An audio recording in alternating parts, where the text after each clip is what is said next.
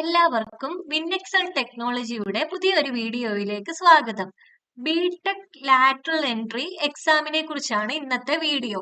Polytechnic അല്ലെങ്കിൽ vocational diploma കഴിഞ്ഞ കുട്ടികൾക്ക് ബിടെക് എഞ്ചിനീയറിംഗ് അപ്ലൈ ചെയ്യാൻ വേണ്ടിയുള്ള പ്രവേശന പരീക്ഷയാണിത്.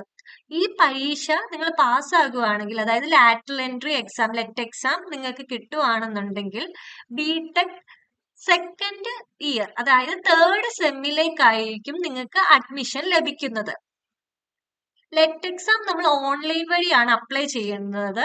അപ്ലൈ ചെയ്യാനുള്ള വെബ്സൈറ്റ് ആണിത്.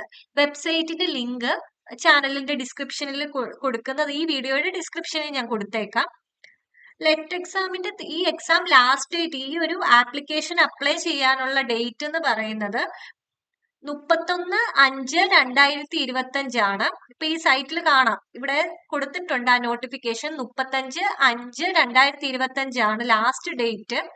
എക്സാം നടക്കുന്നത് 15/6/2025 ഈ എക്സാമിനെ കുറിച്ചുള്ള ബാക്കി ഡീറ്റെയിൽസ്, എല്ലാ കാര്യങ്ങളും, എക്സാം എന്തൊക്കെയാണ് സിലബസ് വരുന്നത്, എന്താണ് ക്വാളിഫിക്കേഷൻ, ഏതൊക്കെ ഡോക്യുമെന്റ്സ് ആണ് വേണ്ടതെന്ന് അറിയാൻ നിങ്ങൾ ലെഫ്റ്റ് സൈഡിൽ കാണുന്ന പ്രോസ്പെക്ടസ് ടാബിൽ ക്ലിക്ക് ചെയ്യുക. ഈ ടാബ് ക്ലിക്ക് ചെയ്ത് കഴിയുമ്പോൾ നമുക്ക് ആ PDF വരും. അത് ജസ്റ്റ് ഡൗൺലോഡ് ചെയ്ത് നോക്കിയാൽ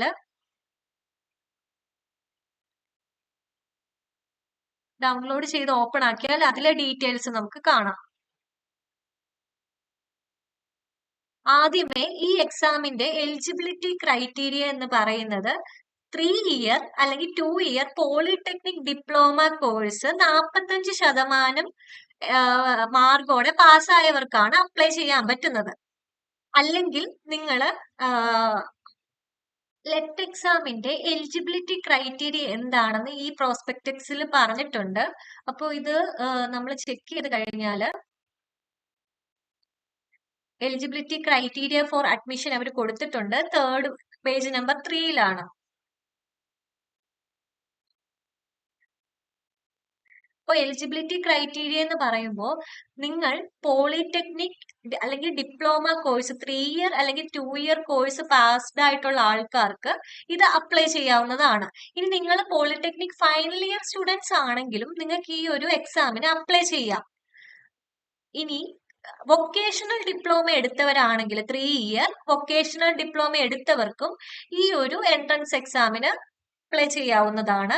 ഇനി നിങ്ങൾ BSc ഡിഗ്രി ആണെങ്കിൽ, BSc ഡിഗ്രി ആണ് എടുത്തിരിക്കുന്നതെങ്കിൽ അവർക്കും അപ്ലൈ ചെയ്യാം. പക്ഷെ അവർക്ക് പറയുന്ന ഒരു ക്രൈറ്റീരിയ എന്ന് പറയുന്നത് അവര് 10th ++2 എക്സാമിനേഷനിൽ അവർക്ക് മാത്സ് പാസ്സാകണം, മാത്സ് സബ്ജക്റ്റ് ഉള്ളവരായിരിക്കണം.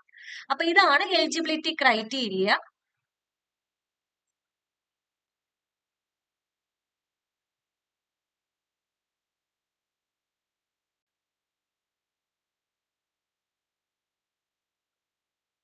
നിങ്ങൾ ഡിപ്ലോമ, വൊക്കേഷണൽ ഡിപ്ലോമ അല്ലെങ്കിൽ BSc സ്ട്രീമിൽ ഫൈനൽ ഇയർ സ്റ്റുഡൻസ്, അതായത് അവസാന വർഷ വിദ്യാർത്ഥികളാണെങ്കിലും ഈ ഒരു എക്സാമിന് അപ്ലൈ ചെയ്യാവുന്നതാണ്. മിനിമം ഏജ് ലിമിറ്റ് എന്ന് പറയുന്നത് 18 വയസ്സായിരിക്കണം. അതായത് നിങ്ങൾ ഇത് അപ്ലൈ ചെയ്യുമ്പോൾ 18 വയസ്സ് കഴിഞ്ഞവരായിരിക്കണം. ഈ ഒരു ലെറ്റ് എക്സാം വഴി 10% സീറ്റാണ് ഒരു എഞ്ചിനീയറിംഗ് കോളേജിൽ ഉള്ളത്. ഈ ലെറ്റ് എക്സാം പാസ്സായി വരുന്നവർക്കുള്ള സീറ്റ്സ് എന്ന് പറയുന്നത്, അതായത് നിങ്ങളിപ്പോ ഒരു CT കോളേജ് എടുക്കുവാണെങ്കിൽ അതിലൊരു ഡിപ്പാർട്ട്മെന്റിൽ 120 സീറ്റ് ഉണ്ടെങ്കിൽ അതില് 10%, 12 സീറ്റ് ലെറ്റ് പാസ്സായിട്ട് വരുന്നവർക്കുള്ളതായിരിക്കും. ഈ എക്സാം വളരെ ഈസിയാണ് കിട്ടാൻ, കാരണം നെഗറ്റീവ് മാർക്ക് ഇല്ല. OMR ബേസ്ഡ് എക്സാം ആണിത്. അപ്പൊ നെഗറ്റീവ് മാർക്ക് ഇല്ല. ഒരു ക്വസ്റ്റ്യൻ നിങ്ങൾ കറക്റ്റ് ആക്കുവാണെങ്കിൽ അതിന് 1 മാർക്ക് വെച്ചിട്ടായിരിക്കും. അങ്ങനെ 120 ക്വസ്റ്റ്യൻ ആണ് ഈ ഒരു എക്സാമിലുള്ളത്. ഈ ഒരു ലെറ്റ് എക്സാമില് എന്തൊക്കെ സബ്ജക്റ്റുകളാണ് നിങ്ങൾക്ക് വരുന്നതെന്ന് അറിയാന് ആ സബ്ജക്ട് ഡീറ്റെയിൽസ് ഇവർ കൊടുത്തിട്ടുണ്ട്. സിലബസ് ഫോർ ഡിപ്ലോമ, വൊക്കേഷണൽ സ്റ്റുഡൻസിനുള്ള സിലബസ് കൊടുത്തിട്ടുണ്ട്. അതുപോലെ BSc സ്റ്റുഡൻസിനുള്ള സിലബസും കൊടുത്തിട്ടുണ്ട്. അപ്പോൾ അത് നിങ്ങൾ പേജ് നമ്പർ 35 പോയാൽ സിലബസ് കിട്ടും. ഇപ്പൊ സിലബസ് നോക്കിക്കഴിഞ്ഞാൽ എന്തൊക്കെയുണ്ട്? Basics of civil and mechanical engineering ഉണ്ട്, അതുപോലെ basic of electrical and electronics എഞ്ചിനീയറിംഗിന്റെ സബ്ജക്ട് അതിൽ നിന്നുള്ള മൊഡ്യൂൾസിലെ ക്വസ്റ്റ്യൻസ് ഉണ്ട്. പ്രോഗ്രാമിംഗ് ഇൻ സി അതിലെ ക്വസ്റ്റ്യൻസ്, അതായത് 15 മാർക്ക് പ്രോഗ്രാമിംഗ് ഇൻ സി ആയിരിക്കും. നമ്മൾ ആദ്യം പറഞ്ഞത് രണ്ടും 30 മാർക്ക് വെച്ചിട്ടാണ് വെയിറ്റേജ് വരുന്നത്. എഞ്ചിനീയറിംഗ് മെക്കാനിക്സ് ഉണ്ട്, അത് 15 മാർക്കാണ്. Mathematics 20 mark, English 10 mark. ഇത്രയാണ് എന്താണ് ഡിപ്ലോമ കഴിഞ്ഞ സ്റ്റുഡൻസിന് വരുന്ന ക്വസ്റ്റ്യൻ പേപ്പറിലെ സിലബസ്. ഇനിയും BSc സ്റ്റുഡൻസിന്റെ സിലബസ് എന്ന് പറയുമ്പോൾ അവർക്ക് മാത്തമാറ്റിക്സ് ആയിരിക്കും 40 mark, engineering physics 30 mark, engineering chemistry 20 mark, programming in C 15 mark, English 15 mark. ഇത്രയായിരിക്കും സ്റ്റുഡൻസിന് BSc സ്റ്റുഡൻസിന് വരുന്ന സിലബസ് എന്ന് പറയുമ്പോൾ. അപ്പോൾ ഇവിടെ ശ്രദ്ധിക്കേണ്ടതെന്ന് പറയുന്നത് നെഗറ്റീവ് മാർക്ക് ഇല്ല. 120 ക്വസ്റ്റ്യൻസ് ഉണ്ട്, പക്ഷെ നിങ്ങൾക്ക് നെഗറ്റീവ് മാർക്ക് ഇല്ല.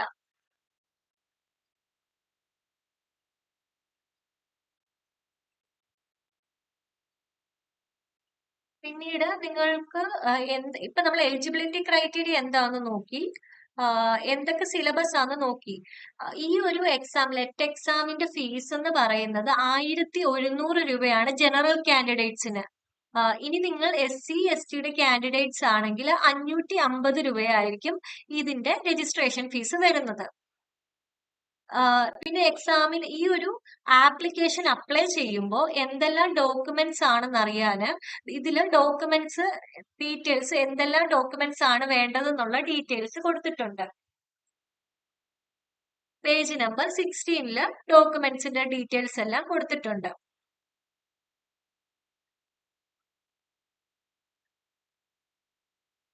Certificates and documents to be uploaded in online portal.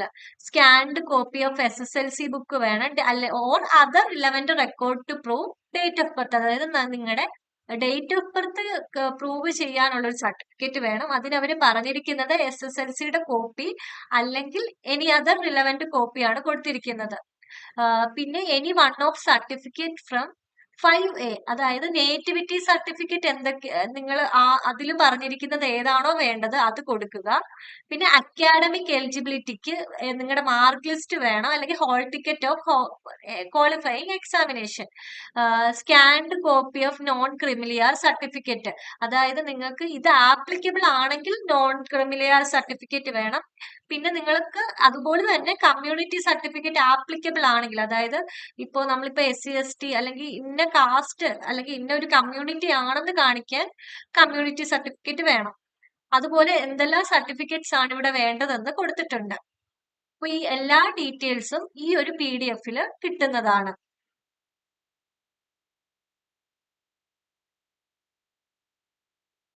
കോളേജസിന്റെ information എല്ലാം നമുക്ക് ഇവിടെ കിട്ടും. അപ്പൊ കോളേജസ് നമ്മൾ എഞ്ചിനീയറിംഗ് കോളേജസ് പറയുമ്പോൾ നമുക്ക് അതിനെ 4ആയിട്ട് ഡിവൈഡ് ചെയ്യാം. ഗവൺമെന്റ് കോളേജ് ഉണ്ട്, എയ്ഡഡ് കോളേജ് ഉണ്ട്, പ്രൈവറ്റ് കോളേജ് ഉണ്ട്, പിന്നെന്താണ് ഓട്ടോണമസ് കോളേജ് ഉണ്ട്. ഇതിൽ ഗവൺമെന്റ് പ്രൈവറ്റ് നിങ്ങൾക്ക് ഫെമിലിയർ ആയിട്ടുള്ളതായിരിക്കുമല്ലോ. എയ്ഡഡ് എന്ന് പറയുമ്പോൾ ഗവൺമെന്റ് പ്ലസ് അതിനൊരു മാനേജ്മെന്റ് കാണും എയ്ഡഡ് കോളേജ് എന്ന് പറയുമ്പോൾ. അതുപോലെ ഓട്ടോണമസ് കോളേജ് എന്ന് പറയുമ്പോൾ അത് കംപ്ലീറ്റ്ലി പ്രൈവറ്റ് കോളേജ് ആണ്. അവരുടെ പ്രത്യേകത എന്ന് പറയുമ്പോൾ അവർക്ക് അവിടുത്തെ എക്സാംസ്, പിന്നെ എങ്ങനെ വേണം ആ കോഴ്സിന്റെ സ്ട്രക്ചർ, അവിടുത്തെ അഡ്മിഷൻ പ്രൊസീജിയർ, അതെല്ലാം എക്സാം നടത്തുന്നത് ഇതെല്ലാം കോളേജ് തന്നെയായിരിക്കും ചെയ്യുന്നത്. പക്ഷേ അവിടുത്തെ സർട്ടിഫിക്കറ്റ് പ്രൊവൈഡ് ചെയ്യുന്നത് KTU യൂണിവേഴ്സിറ്റി ആയിരിക്കും. അപ്പൊ അവിടെ പഠിച്ചിറങ്ങുന്ന ഓട്ടോണമസിൽ പഠിച്ചിറങ്ങുന്ന ഒരു വിദ്യാർത്ഥിയുടെ സർട്ടിഫിക്കറ്റ് എന്ന് പറയുന്നത് KTUവിന്റെ തന്നെ ആയിരിക്കും. പക്ഷെ അവിടുത്തെ അക്കാഡമിക്സ്, കരിക്കുലം ഇതെല്ലാം ഡിസൈഡ് ചെയ്യുന്നത് ആ കോളേജ് തന്നെ ആയിരിക്കും. അതാണ് ഓട്ടോണമസ് കോളേജ് എന്ന് പറയുന്നത്. അപ്പൊ ഇവിടെ കണ്ടോ, ഇതിലിപ്പോ കോളേജ് ഓഫ് എഞ്ചിനീയറിംഗ് ആറ്റിങ്ങൽ അവരുടെ വെബ്സൈറ്റ് കൊടുത്തിട്ടുണ്ട്, അവരുടെ Gmail ID കൊടുത്തിട്ടുണ്ട്, ഏത് ടൈപ്പ് ആണെന്നുള്ളത്, അതായത് ഗവൺമെന്റ് ആണോ പ്രൈവറ്റ് ആണോ ഓട്ടോണമസ് ആണോ ആ ഇൻഫോർമേഷനും എന്ത് ചെയ്യുന്നു ഇവിടെ കൊടുത്തിട്ടുണ്ട്. അപ്പോൾ നമ്മൾ താഴോട്ട് സ്ക്രോൾ ചെയ്ത് പോകുന്ന അനുസരിച്ച് ഏതൊക്കെ കോളേജസ് ആണോ ഉള്ളത് ആ കോളേജസിന്റെ എല്ലാ ഡീറ്റെയിൽസും കൊടുത്തിട്ടുണ്ട് ഈ സൈറ്റിൽ. അപ്പൊ നമ്മൾ സെപ്പറേറ്റ് ഓരോ കോളേജസിന്റെ നമുക്കിപ്പോ പല കോളേജസും ഏതിന്റെ അണ്ടറിലാവൊന്നും അറിയത്തില്ലായിരിക്കുമല്ലോ. അപ്പൊ നമ്മൾ KTUന്റെ സൈറ്റിൽ തന്നെ കയറിയാൽ മതി. എല്ലാ ഇൻഫർമേഷനും ഇവിടെ ഉണ്ട്. ഇപ്പം LBS ഇൻസ്റ്റിറ്റ്യൂട്ട്, അപ്പൊ നമുക്ക് ഈ ഇൻസ്റ്റിറ്റ്യൂട്ട് ആണ് നമുക്ക് പ്രോപ്പർ ആയിട്ട് അല്ലെങ്കിൽ നമുക്ക് താല്പര്യം തോന്നിക്കുന്നത് എന്നുണ്ടെങ്കിൽ അവിടെ തന്നെ വെബ്സൈറ്റ് കൊടുത്തിട്ടുണ്ട്. അപ്പൊ ഇവിടുന്ന് ഡയറക്റ്റ് അവരുടെ വെബ്സൈറ്റിലോട്ട് നമുക്ക് ഇൻഫർമേഷൻ നോക്കാവുന്നതാണ്. അപ്പൊ ഇതാണ് ഇൻസ്റ്റിറ്റ്യൂഷൻസിന്റെ കാര്യം പറയുമ്പോൾ. ഇനി നമുക്ക് ഇപ്പൊ കോളേജസിൽ ഡിഫറെന്റ് ബിടെക് കോഴ്സ് പലത് കാണുമല്ലോ. ഈ കോഴ്സിനെയാണ് നമ്മൾ പ്രോഗ്രാംസ് എന്ന് പറയുന്നത്. അതായത് ഇപ്പോ ബിടെക് ഇൻ ഇലക്ട്രോണിക്സ് എഞ്ചിനീയറിംഗ് ഇതൊരു ഒരു പ്രോഗ്രാമാണ്. ഇലക്ട്രിക്കൽ എഞ്ചിനീയറിംഗ് ഇത് വേറൊരു പ്രോഗ്രാമാണ്. അപ്പം ഈ ഒരു കോഴ്സസിനെ എല്ലാം അതിന്റെ ഒരു ക്വാളിറ്റി എന്ന് പറയുന്നത് NBA അക്രഡിറ്റേഷൻ ആണ് നമ്മൾ ചെക്ക് ചെയ്യേണ്ടത്. അതായത് ഇപ്പം ഒരു കോഴ്സ് NBA അക്രഡിറ്റഡ് ആണെന്ന് പറയുമ്പോൾ ആ കോഴ്സ് അത്രയും ക്വാളിറ്റി ഉള്ളതായിരിക്കും. അപ്പൊ നമ്മൾ അഫിലിയേഷനിൽ പോയിട്ട് NBA അക്രഡിറ്റഡ് ഇൻസ്റ്റിറ്റ്യൂഷൻ എടുത്തു കഴിഞ്ഞാൽ നമുക്ക് ഓരോ കോളേജസും അവരുടെ NBA അക്രഡിറ്റഡ് ആയിട്ടുള്ള കോഴ്സസും നമുക്ക് കാണാൻ പറ്റും. ഇപ്പൊ ഇത് കണ്ടോ, ACE കോളേജ് ഓഫ് എഞ്ചിനീയറിംഗ് അവരുടെ അക്രഡിറ്റഡ് കോഴ്സ് എന്ന് പറയുന്നത് ബിടെക് ഇൻ എയറോനോട്ടിക്കൽ എഞ്ചിനീയറിംഗും BTech in electronics and communication എഞ്ചിനീയറിംഗും ആണ്. അപ്പൊ അവിടെ വേറെ കോഴ്സസും കാണും. ഇതാണ് NBA അക്രഡിറ്റഡ്. അപ്പൊ നമുക്ക് NBA അക്രഡിറ്റേഷൻ ഉണ്ടെന്നുണ്ടെങ്കിൽ കുറച്ചും കൂടെ നമുക്ക് ക്വാളിറ്റി ഉണ്ട് എന്നാണ് അതിന്റെ അർത്ഥം. നമ്മുടെ സർട്ടിഫിക്കറ്റിന് നമുക്ക് ബിടെക്കിന്റെ സർട്ടിഫിക്കറ്റ് വരുമ്പോ NBA അക്രഡിറ്റഡ് എന്ന് പറഞ്ഞ അതിൽ കാണും. ഇപ്പോ ആദിശങ്കര കോളേജസിൽ ഇത്രയും കോഴ്സസ് NBA അക്രഡിറ്റഡ് ആണ്. അതുപോലെ ഇപ്പൊ ഓരോ കോളേജസ് എടുത്ത് നോക്കുമ്പോഴും അവരും അവരുടെ NBA അക്രഡിറ്റേഷനും കാണാൻ പറ്റുന്നതാണ്. ഇനിയും നെക്സ്റ്റ് നമ്മൾ പറയുന്ന ഒരു ഇൻഫർമേഷൻ എന്ന് പറയുന്നത് നമ്മുടെ ബിടെക്കിലെ കോഴ്സ് ഏതൊക്കെ കോഴ്സസ് ആണ് ഉള്ളത് എന്നുള്ള ഒരു ഇൻഫർമേഷൻ ആണ് നമ്മൾ പറയുന്നത്. അപ്പോൾ ആ ഇൻഫർമേഷൻ എടുക്കാനായിട്ട് അക്കാഡമിക്സിൽ റെഗുലേഷൻ ആൻഡ് സിലബസ് എന്നുള്ള ടാബ് ക്ലിക്ക് ചെയ്യുക. അപ്പൊ ഈ ടാബ് ക്ലിക്ക് ചെയ്യുമ്പോൾ കണ്ടോ കുറെ എന്താണ് ബിടെക് പ്രോഗ്രാംസിന്റെ കൊടുത്തിട്ടുണ്ട്. അപ്പൊ ഇതെന്ന് പറയുന്നത് നമുക്കറിയാം ആദ്യമേ ബിടെക് അതായത് നമ്മുടെ KTU യൂണിവേഴ്സിറ്റി വന്നത് 2014 അന്നേരത്തെ സ്കീമാണ്. ആ ഒരു വർഷം തുടങ്ങിയ സ്കീമാണ് 2015 സ്കീം. അത് കഴിഞ്ഞ് പിന്നെ 2016 സ്കീം വന്നു, പിന്നെ 2019 വന്നു. ഇപ്പൊ കറന്റ്ലി ഉള്ള സ്കീം എന്ന് പറയുന്നത് ഏതാണ്? 2024 സ്കീമാണ്. അപ്പൊ ഈ ഒരു സ്കീം എന്ന് പറയുന്നത് നേരത്തെ ഉള്ള സ്കീംസിനെയൊക്കെ വെച്ച് നോക്കുമ്പോൾ വളരെ അഡ്വാൻറ്റേജ് ഉള്ള ഒരു സ്കീമാണിത്. അപ്പൊ ഇതില് ബ്രാഞ്ച് വൈസ് കരിക്കുലം ഈ ഓപ്ഷൻ ക്ലിക്ക് ചെയ്ത് കഴിഞ്ഞാല് ഏതൊക്കെ, അതായത് നമ്മുടെ ബിടെക് കോഴ്സിനെ ഇപ്പൊ 4 ഗ്രൂപ്പ് ആക്കിയിട്ടുണ്ട്. ആ 4 ഗ്രൂപ്പും അതിലെ കോഴ്സസും നമുക്ക് അറിയാൻ പറ്റും. ഇപ്പൊ ഗ്രൂപ്പ് എ എന്ന് പറഞ്ഞ കരിക്കുലത്തില് ഏതൊക്കെ കോഴ്സസ് ആണ് വരുന്നതെന്ന് നമുക്ക് ചെക്ക് ചെയ്യാം. അതായത് information technology, computer science related എല്ലാ കോഴ്സസും ഏതാണ്? ഗ്രൂപ്പ് എ കരിക്കുലത്തിലാണ് വരുന്നത്. അപ്പോ അന്നേരം നിങ്ങൾക്ക് ഇതിൽ ഓരോന്നത്തിന്റെ ഇൻഫർമേഷൻ വേണമെന്നുണ്ടെങ്കിൽ ഈ ഡൗൺലോഡ് ബട്ടണിൽ ക്ലിക്ക് ചെയ്ത് കഴിയുമ്പോൾ ഓരോ ഇപ്പൊ IT ഇൻഫർമേഷൻ, അതായത് IT കരിക്കുലം ഫുള്ള് നമുക്ക് ഇവിടുന്ന് കിട്ടും. അങ്ങനെ ഓരോ എഞ്ചിനീയറിംഗിന്റെ എല്ലാ കമ്പ്യൂട്ടർ സയൻസ് ഡിപ്പാർട്ട്മെന്റുമായിട്ട് ബന്ധപ്പെട്ടതെല്ലാം ഏതാണ്? ഗ്രൂപ്പ് എ ആണ്. ഇനി നമ്മൾ ജസ്റ്റ് ഒന്ന് ബാക്ക് അടിച്ചാല് ഗ്രൂപ്പ് ബിയുടെ ഇൻഫർമേഷൻ കിട്ടും. ഗ്രൂപ്പ് ബി എന്ന് പറയുമ്പോൾ ഇലക്ട്രിക്കൽ എഞ്ചിനീയറിംഗ് റിലേറ്റഡ് ആയിട്ടുള്ള എല്ലാമാണ്. ഇലക്ട്രിക്കൽ അതായത് അങ്ങനെയുള്ള എഞ്ചിനീയറിംഗ് റിലേറ്റഡ് ആയിട്ടുള്ള എല്ലാം ഗ്രൂപ്പ് ബിയിൽ, അതായത് electrical and computer engineering, biomedical, electronics, ഇതെല്ലാം ഇലക്ട്രിക്കലിന്റെ ഒരു ബ്രാഞ്ചിന്റെ ഓരോ ഇതാണല്ലോ. അപ്പോൾ അതെല്ലാം ഗ്രൂപ്പ് ബിയിൽ നമുക്ക് ഇൻഫർമേഷൻ കിട്ടും. ഇപ്പൊ റോബോട്ടിക്സ് ആൻഡ് ഓട്ടോമേഷൻ ഇതെല്ലാം ഗ്രൂപ്പ് ബിയിൽ വരുന്നതാണ്. നെക്സ്റ്റ് ഗ്രൂപ്പ് സിയിൽ എന്താ ഉള്ളതെന്ന് നോക്കാം. ഗ്രൂപ്പ് സി എന്ന് പറയുന്നത് അടുത്തത് ഗ്രൂപ്പ് സിയുടെ കരിക്കുലമാണ്. ഗ്രൂപ്പ് സി എന്ന് പറയുമ്പോൾ അതായത് മെക്കാനിക്കൽ ആ ബ്രാഞ്ചസ് റിലേറ്റഡ് എല്ലാ കോഴ്സസും എന്താണ് ഗ്രൂപ്പ് സിയിൽ വരും. അതായത് safety and fire engineering, production engineering, naval architecture, civil, automobile, agriculture, അങ്ങനത്തെ സിവിലും ഓട്ടോമൊബൈൽ, മെക്കാനിക്കൽ എല്ലാം ഏതാണ്? ഗ്രൂപ്പ് സിയുടെ അണ്ടറിലാണ്. നെക്സ്റ്റ് ഗ്രൂപ്പ് ഡി ഏതാ വരുന്നതെന്ന് നോക്കാം. ഗ്രൂപ്പ് ഡി വ്യൂ ചെയ്ത് കഴിഞ്ഞാൽ അതായത് ഈ ബയോടെക്നോളജി, ഫുഡ് ടെക്നോളജി പോലുള്ള കോഴ്സാണ് ഗ്രൂപ്പ് ഡിയിൽ വരുന്നത്. അപ്പൊ ഇതാണ് ഇപ്പോൾ 2024 നാല് ഗ്രൂപ്പ് ഉണ്ട്, 4 ക്ലസ്റ്റേഴ്സ് ഉണ്ട്. Group A, B, C and D. അപ്പോൾ ഇത് ഓരോ ഗ്രൂപ്പിലും ഏതൊക്കെ കോഴ്സസ് ആണ് വരുന്നതെന്നുള്ളത് നമുക്ക് എന്ത് ചെയ്യാം, അക്കാഡമിക്സ് എടുത്ത് റെഗുലേഷനിൽ പോയി കഴിഞ്ഞ് റെഗുലേഷൻസ് എടുക്കുക. റെഗുലേഷനിൽ നമ്മുടെ കറന്റ് സിലബസ് എന്ന് പറയുന്നത് 2024 സ്കീമിലെ ബ്രാഞ്ച് വൈസ് കരിക്കുലം എടുത്താൽ മതി. അപ്പൊ ഇത്രയാണ് നമുക്ക് മെയിൻ ആയിട്ട് മനസ്സിലാക്കി. ഇപ്പം നമുക്കൊരു കോളേജ് സെലക്ട് ചെയ്തു, അവിടുത്തെ കോഴ്സസ് സെലക്ട് ചെയ്യുമ്പോൾ വരെ നമുക്ക് എന്ത് വേണ്ടുന്ന ഇൻഫോർമേഷൻ ഈ ഒരു സൈറ്റിൽ നിന്ന് നോക്കാൻ പറ്റുന്നത്. അപ്പൊ നിങ്ങൾക്ക് ഈ വീഡിയോ യൂസ്ഫുൾ ആയി എന്ന് കരുതുന്നു. Thanks for watching.